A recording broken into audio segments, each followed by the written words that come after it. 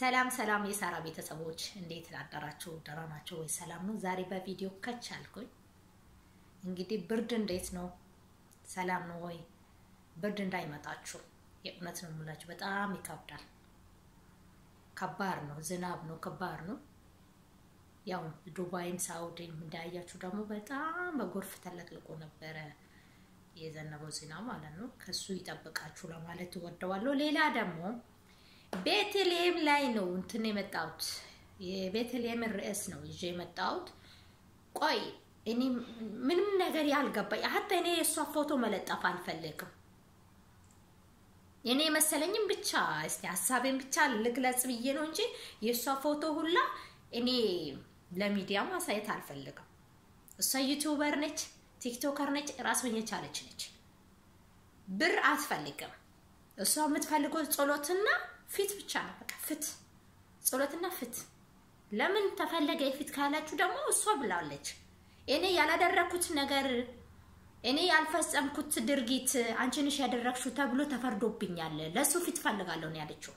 ስለዚህ እኛ አብሮ መቆም አለብን። እሷ የምትፈልገው ላይ እስከምትደርስ ድረስ አብሮ መቆም አለብን። ብር ትፈልጋለሽ የምትሉ ሰዎች፣ ቤትና ከራይልሽ የምትሏት ሰዎች፣ ለምን ጎዳና ተጣልሽ የምትሏት ልጆች፣ እሱ በቃ ጥያቄዋ ይሄ ነው። በቃ እኔ የምፈልገው ፊት በጸሎት አስቡኝ። እንደማንኛውም ዩቲዩበር ነች፣ ታዋቂ ዩቲዩበር። አሁን ደግሞ እግዚአብሔር እርዳት ቲክቶከርም ነች።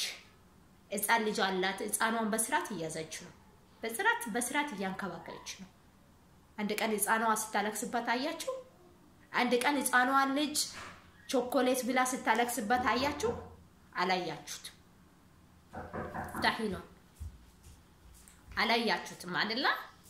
ስለዚህ ማለት ነው ምንም የሚሆነው ነገር ብኖር ማለት ነው ለሷ ለፍት ካቆማችሁ ቆሙለት። አለዛ ሌላ ነገር አጥታችሁ የሷ ስም ላይ አትለጥፉ። ሌላ ዩቲዩበሮች ደግሞ አላችሁ የሆነ የማይመለከታት ነገር እዛችሁ የምትመጡ አላችሁ። እሷን የማይመለከታት ነገር እዛችሁ ልጥፍ የምታደርጉ ሰዎች ማለት ነው። በእናንተ ቤት ብገባ ምን ታደርጋላችሁ? በእናንተ ቤት የቤቲ የደረሰበት ላይ ቤቲ ላይ የደረሰበት ችግር በእናንተ ቤት ቢመጣ ምን ትላላችሁ? አሁን ቤቲ በሶሻል ሚዲያ አይታችኋል።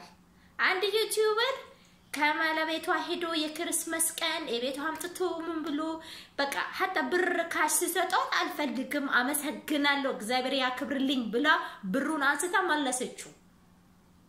ይሄ ሁላ ያያችሁ ነው። አንቺ ምንድነው የምትፈልጉ? ምንድነው ፍላጎትሽ የምትሉ ሁላ ማለት ነው የምፈልገው ፍት ብቻ ነው ብላለች። የተፈረደብኝ ነገር እንድነሳ ብላለች። እንግዲህ እሷ ብቻ ነው ችግሯን የምታውቀው፣ እሷ ብቻ ነው። እዛ ሀገር ላይ ደግሞ ራሷ ካልፈቀደላችሁ ምንም ልታረጉ አትችሉም። ኢንሻአላህ ሚሊዮነር ብር ብትሰጧት አትፈልግም። በቃ ስቶፕ። አትፈልግም። እሷ የምትፈልገው የብር እርዳታ ሳይሆን ምንድነው የፈለገችው? ፊት፣ ጸሎት። ለምን የተፈረደበት እሷ ነች የምታውቀው። ሀታ ከኢትዮጵያ ስትሄድ ባልዩ እንዴት እንደተቀበላት ሁላ ቪዲዮ አለ፣ ለቋለች። በዩቲዩበር ላይ ለቋለች። የልጇን ልደት ሲያከብሩ ሁላ ቪዲዮ አለ፣ ለቋለች። በቃ የድሮ ህይወቷን ስታዩ ማለት ነው በደስታ የምትኖር ልጅ ነበረች። ደስታ የሞላላት ልጅ ነበረች። በቤቷ ደስታ ተሞልቶ ስትኖር ነበረች። አሁን ግን ምን እንደደረሰበት እኛ አናውቅም። ማንም ሰው አያውቅም። ዝም ብላችሁ ቤተልሔም እንዲሆናለች ቤተልሔም ደስ። አሁን ደግሞ ምንድነው ሌላ አዲስ ነገር ያየሁት ነገር በቤተልሔም ስም የተነገደ ያለው ዩቲዩበር አለ። በቤተልሔም ስም የተከፈተ ዩቲዩብ አለ። አያችሁ? በሰው ስም ተጠቅማችሁ ነው እዛ ላይ የምትሸቅሉት። ምንድነው ይሄ ሸቀላስ? ምንድነው? ምን አስፈልጋ? ልጅቷ ራሷን ችላ ነው የምትናረው እንዴ? ፍሪደም ይኖራት እንጂ እንዴ ካለከላችሁ እኮ በቃ ፍሪደም እንዳይኖራት ቤተልሔም እንደዚህ ምንድነው እንዴ? ሄሎ አንላል በነት ምን ፈለጋችሁ ከልጅቷ እንዴ? ትኖር ማፍቷ ነው የትም ሄዳ ለመኖር ህግ የተጠበቀ ሀገር አይደል የትም ሆነ ለመኖር መፍትዋ ነው ምን ሆናችኋል እንዴ ፍሪደም ይኖራት እንጂ ልጅቷ አስባችኋል እናንተ የምታወሩት እሷ የምትለውና እናንተ የምትሉ ሌላ ዩቲዩበሮች የምትሉት ሌላ ነው አይገናኝም በፍጹም አይገናኝም በጭራሽ አይገናኝም መሆን የለባትም በሰው ስም ደግሞ መነገድም የለባችሁ አሁን የባለቤቷ እህት ባለፈው ካንድ ዩቲዩበር ጋር ወጣ እንዴት ነው ጥያቄና መልስ ሲመላለሱ ነበሩ ኤክስ ነው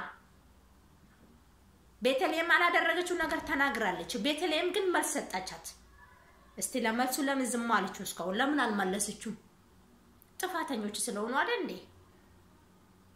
ስለዚህ ሰው ላይ መፍረድ ጥሩ አይደለም በሚትሄዱትም አትሄዱ ጥሩ አይደለም እንዴ የሰው ፎቶ ይዛችሁ ልጥፍ በሰው መነገድ ምንድነው ሌላ ደግሞ አንድ ቲክቶከር አለች ሳራ የምትባል ዱባይ ላይ ልጅቷ ሳትሞት ሞታለች ብላችሁ ላጣፋችሁ አረ በጋ ብላክ ምን ሆናችሁ ነው ሳትሞት እንዴ ልጅቷ እኮ ቤተሰብ አላት እግዚአብሔር ባለችበት ቦታ ይጠብቃት አሁንም ክፉ አይደለችም ልጅቷ ጭራሽ ክፉ ናት አላችሁ እንጂ ክፉ አይደለችም እኔም ማቃት እናንተ እንደምታውቁት በቲክቶክ ላይ ነው ቪዲዮዎች ሁሉ ሳይ ማለት ነው ሰውን የምትረዳ ነች ለሰው ደራሽ የምትሆን ልጅ ነች እንጂ እንደናንተ ሞታለች የተባለበት ምክንያት ደግሞ 8 ወንዶች ባጃጅ ሽጦ መጥቶ